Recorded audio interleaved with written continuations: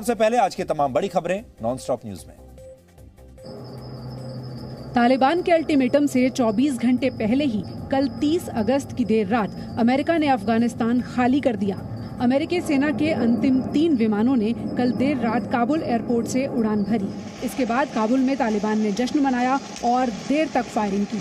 अफगानिस्तान से लौटने वाले अंतिम अमेरिकी जवान मेजर जनरल क्रिस डॉनह्यू रहे। अमेरिका के जाने के तुरंत बाद तालिबानी आतंकी एयरपोर्ट के अंदर घुस गए। तालिबान की एलीट यूनिट बदरी 313 ने एयरपोर्ट की सुरक्षा संभाल ली। हक्कानी नेटवर्क में नंबर 2 अनस हक्कानी को इसका सुरक्षा इंचार्ज बनाया गया है। अमेरिका के जाने के बाद अब भी कई फाइटर जेट्स, शिनूक हेलीकॉप्टर और छोटे बड़े हथियार एयरपोर्ट पर पड़े हुए हैं।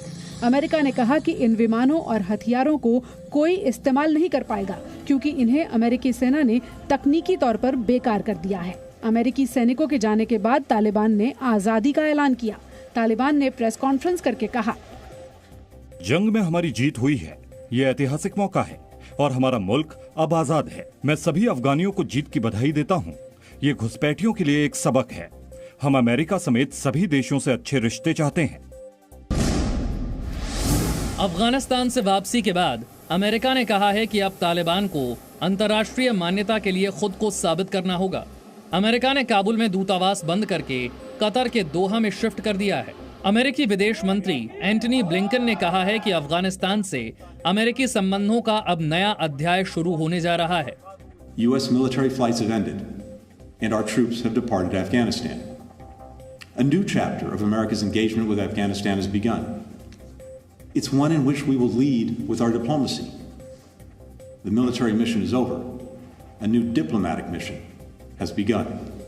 वहीं दोहा में आज चीन के राजदूत ने भी तालिबान के प्रतिनिधि से मुलाकात की। चीन के विदेश मंत्रालय ने कहा, तालिबान सर्वमान्य सरकार बनाने के लिए खुद को आतंकी गुटों से पूरी तरह अलग कर ले। चीन तालिबान की सरकार को मान्यता देने की बात पहले ही कह चुका है। सूत्रों के मुताबिक तालिबान 1 हफ्ते के भीतर सरकार का गठन कर सकता है। भारत और तालिबान के बीच पहली बार आधिकारिक मुलाकात हुई है। कतर के दोहा में भारतीय राजदूत दीपक मित्तल और शेर मोहम्मद अब्बास की मुलाकात भारतीय दूतावास में हुई।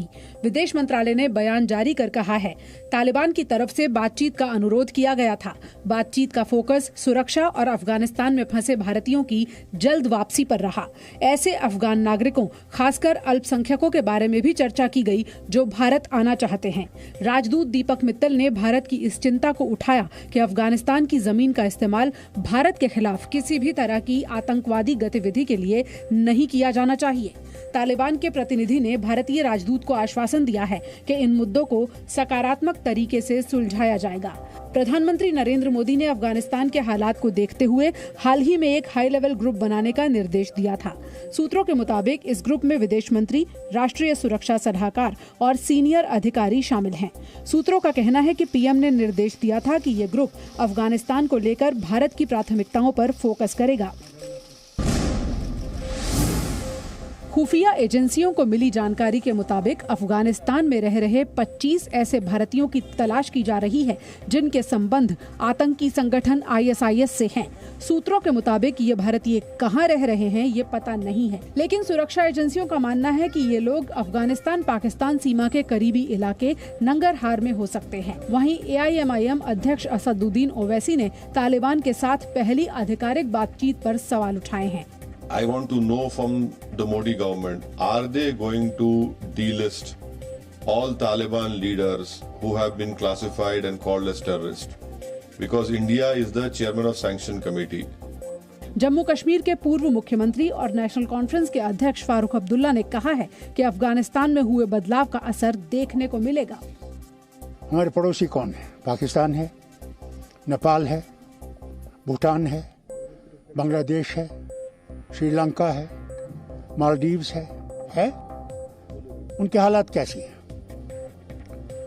कोई भी हमारा जो पड़ोसी है उसके हालात हम ये कहें कि बिल्कुल ही सामान्य हैं, वो नहीं है।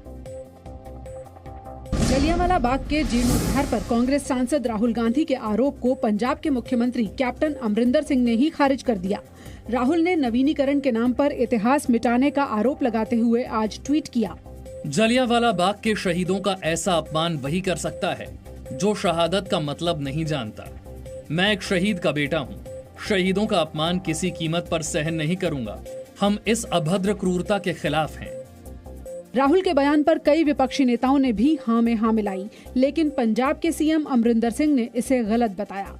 I don't know what has been removed, लेकिन जो मैंने देखा है उस रात को जब प्राइम मिनिस्टर, मैं भी उस रात को बोला था 102 ईयर्स में कहीं टेढ़े आ जाती हैं, कुछ हो जाते हैं, तो it looks very nice. Jallianwala Bagh को 2 साल चले नवीनीकरण के बाद 28 अगस्त को दोबारा खोला गया था। उद्घाटन प्रधानमंत्री मोदी ने किया था। कार्यक्रम में कैप्टन अमरिंदर सिंह भी मौजूद थे।